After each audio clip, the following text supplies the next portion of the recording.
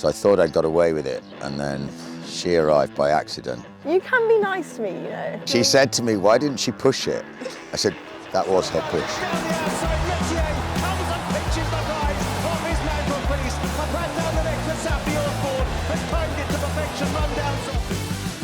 How would you describe your dad?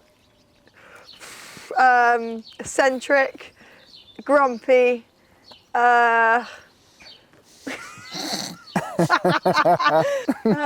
So far, that's not very nice. loving. Yeah? Jamie, how would you describe Saffie? Oh my God, where do I start? Eccentric, grumpy, not very loving, difficult, competitive, extremely bad loser. That is such no, that's She so rides unfair. okay, thankfully. I mean, I might have had to have given up training if she was really bad, because I'd have been too scared to fire her. That's really unfair. That is seriously unfair. Is there anything frustrating about your dad being a trainer, Saffie? Well, I've spent most of my years just being called Jamie Osborne's daughter, so yeah, I mean that's pretty And now I'm annoying. Saffie Osborne's dad. Yeah, you're right. No, I don't think so. Obviously, it was probably a massive, well, it definitely was a massive leg up into sport, and I'm not afraid to sort of say that. I'm not going to beat around the bush. Like, it would have taken a lot longer to get going if it Does wasn't that for mean I Dad. get a share of your income? Absolutely not. Saffie said she was taking no jockey coaching from you. No, we established that together. That was No, a I bad think, idea. Yeah, I think that we mutually agreed that one. You know, when she was very small and I was trying to give her riding lessons, you know, age 4, she'd turn around to me and say, "You don't do it like that. What do you know about riding?" You know, so How was I supposed to know that you were a jockey then? I didn't know. you know, the precedent was set that probably a parent isn't necessarily the right person to coach their child. You said your dad, until he stood in the Guinness Village at Cheltenham, rarely talks about his riding career. Yeah, no, he doesn't speak about his riding career until he gets to Cheltenham, and then you go, every race that comes where he goes, won that 3 times. I won that. And I'm like, okay, you need to stop now. And it was like, he goes, my name's on that board. I said, okay.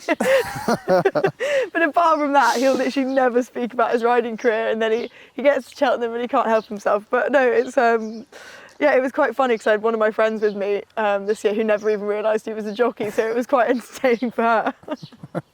Jamie, I know you take the mick, but if you weren't an ex-jockey trainer living in Lambourne, the traditional cliche would be a father saying, "I wish I had a son that grows up to play football for my favourite team." You've got that in a way, haven't you?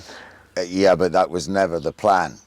We've got 3 boys, and thankfully they are far too tall to ride, and they didn't show any talent whatsoever or any inclination to really want to do it. So I thought I'd got away with it, and then she arrived by accident, and sadly, Thank you. sadly we were stuck then. But come on, you must enjoy it. For all that you take the mick. I do enjoy it enormously. Yeah, it's added a different dimension to my job. And as I said, you know, thankfully she can ride. I mean, it would have been dreadful, wouldn't it, if she was just moderate? And, you know, oh God, you know, she's at last become a bit of an asset as opposed to a significant liability for the first 17 years of her life, if not longer. It's payback time now.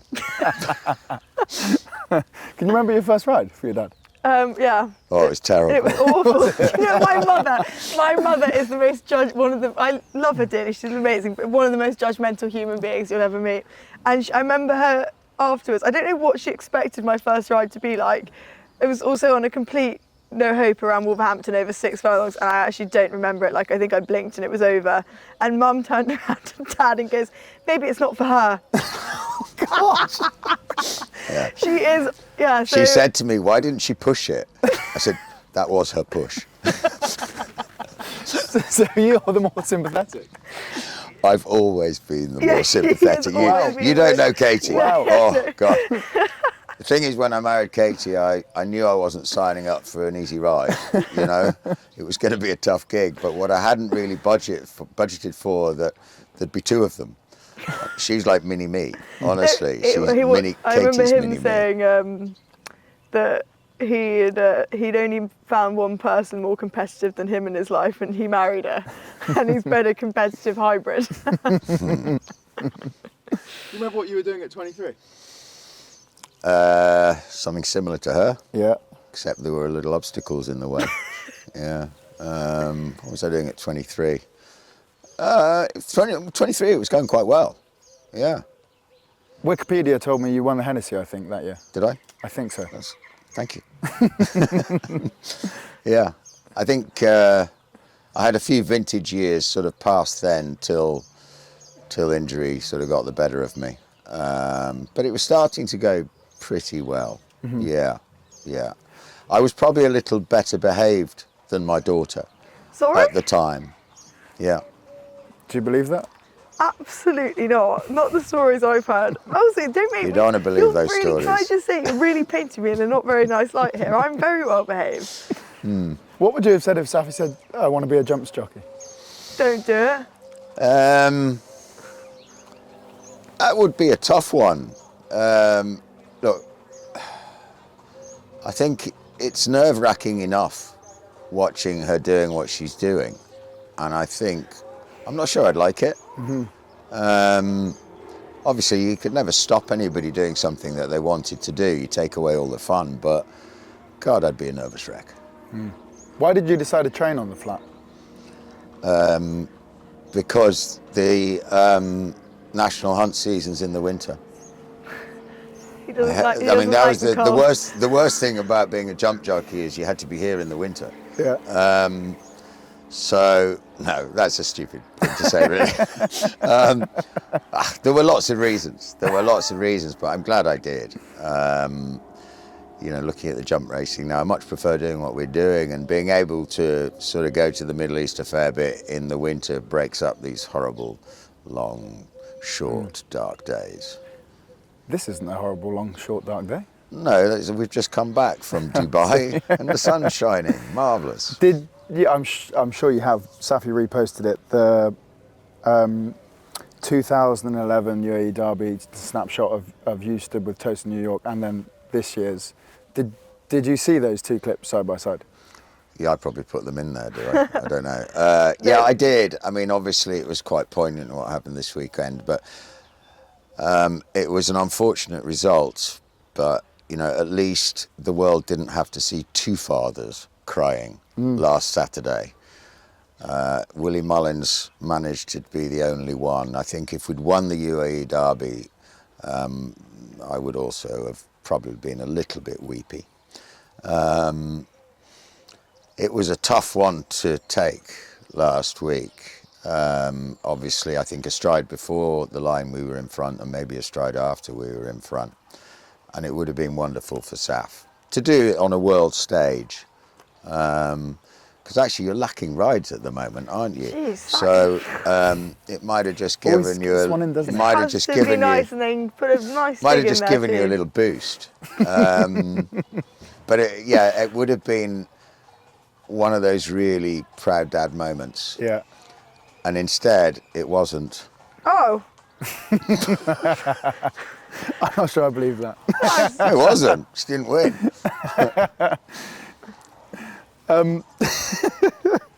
From when we spoke about your first ride and it being a car crash in your mum's eyes maybe, to now riding in the UAE Derby, how's your relationship changed, if it has? Because I guess you just instinctively know what each other are thinking probably. Is there much chat when you're riding for your dad and you go into the paddock beforehand? No, we don't. Go out and... I think he knows that I've done all my homework and I know I have a plan, and I think there's also something to say that I know the horses very well as well. So we'll have a conversation about it, and he'll tell me what he thinks and I say what I think, and normally it's pretty much the same plan, and yeah, obviously now I'd like to think that sort of 5 years into my career that he trusts me, and to trust that obviously being a jockey himself, he knows that you're making split-second decisions, and yeah, I think he trusts me to make the right split-second decisions. Where were you when Saffie won the Chester Cup? Probably at Lingfield. No, you were. You were racing somewhere else. I was racing somewhere else. Yeah. Did you manage to watch it? On the I phone or did. something? You did. Oh yeah, it's fantastic. It's very exciting. Yeah. I thought she'd got too far back. I thought she was actually going to. I thought it was going to be another of those sort of semi-unlucky seconds. But why couldn't you have done that on Saturday? I wasn't too far back on Saturday. No, you weren't far enough back. Yeah, no, it was that was obviously Saffie's first big winner. Yeah. So that was a proud dad moment, even though it wasn't mine. You know, I mean, that's I suppose the nice thing about watching Saff doing what she's doing now is, you know, I can gain pleasure from watching other people train winners, which I never thought I'd hear myself say that. How can we persuade you to target the Chester Cup as a duo? We need the right horse. We nearly did. Yeah, I mean, you just, you know, that's a very specific race. Yeah. You've either got a Chester Cup horse or you don't have a Chester Cup horse. You can't really manufacture one. Yeah. Sadly, this year we don't have one. But there's no reason in the future why we won't have one. It would be great to win that race with Saff on board. But hopefully we'll be able to target plenty of races, other races at Chester this year. I might even come. Yeah, that'd be nice to see you there. Yeah. Maybe we could sit down in the paddock and do this. Yeah. No, Chester's always very enjoyable. You'd love the atmosphere at Chester. It's sort of fit in with your personality, I think. Saff, I have been to Chester before. I've never seen you at Chester. Listen, I've been training a lot longer than you've been going racing. Well, maybe you should come this year. Maybe I will. We'll see you in Chester. You can be nice to me, you know. Why? Really, no, I'm not joking. You don't have to like. Also, I wasn't very happy with you saying that you were better behaved than me. I know, I thought I'd chuck that one in, You're see what you such came back with. a twat.